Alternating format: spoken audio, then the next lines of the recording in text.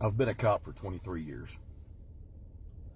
and watching the video of Mr. Floyd being pinned to the ground was one of the worst things I've seen. His fellow officers stood there. They did nothing. Y'all took an oath, man, the same oath that 800,000 of us have taken to serve and protect our communities. Officers like this tarnish the badge.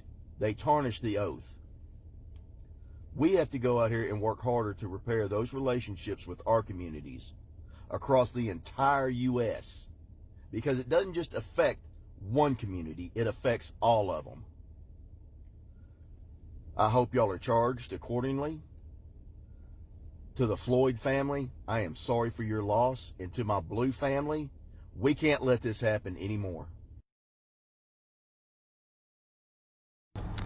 All right, TikTok, good morning. Mike Honcho here. Got to go quick because I got a lot to say. This whole George Floyd incident, yeah, it was murder. What those officers did was wrong. It was illegal, and I hope that they are punished accordingly. I'm glad they were fired.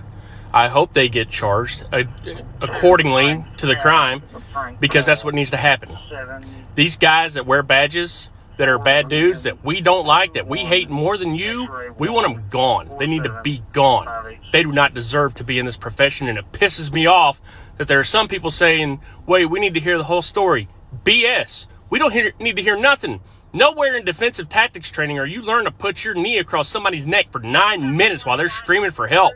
If you have that thought and mentality, get the hell out of the field right now. Not all cops are bad, but you're making us look bad. TikTok, guys, be safe, be careful. I love you all. I'll see you next time. The tragedy in Minnesota has caused a lot of anger, a lot of backlash, and a lot of society looking bad or looking down on us. Even the good officers, I don't condone what they did or what any officer does when they abuse their power. We took an oath, and that oath states that we need to sit there and take care of everyone's life, liberty, and happiness. We need to not let our emotions overtake our judgment, because that's what happened. His emotions overtook his judgment, and he didn't care. And his partner should have did something about it too. So for the family, I apologize for what happened on behalf of the other officers. And I hope that we can all come together and make a change for the better, because this has to stop.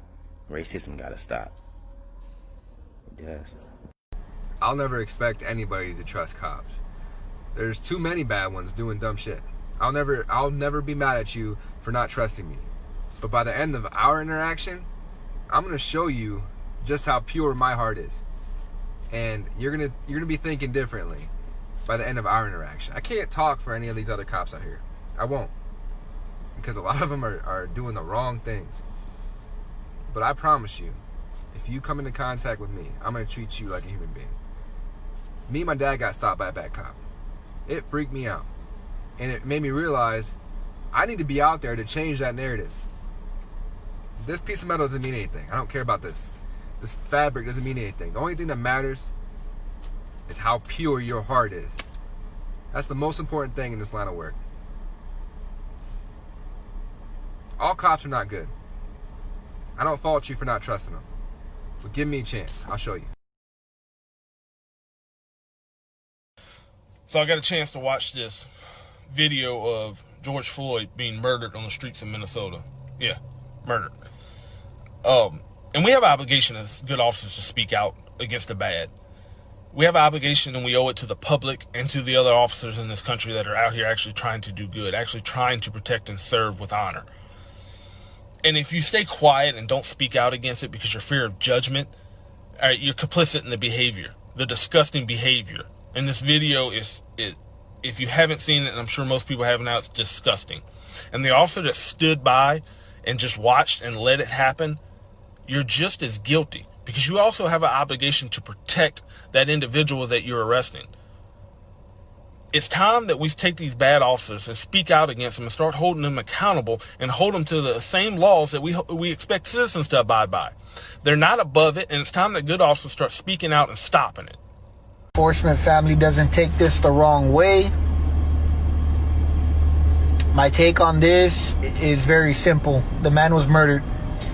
Nowhere in mechanics of arrest are we ever taught to put our knees onto somebody's neck/throat area, especially for that long. And the 3 officers standing around watching that happen, y'all are at fault too. Y'all could have told the man, get off him, he can't breathe. I mean, you're hearing him say it, but then you allow it to just continue. Whatever happens to those officers happens. It should have never gone that way. Ever. Rest in peace, George Floyd. For real.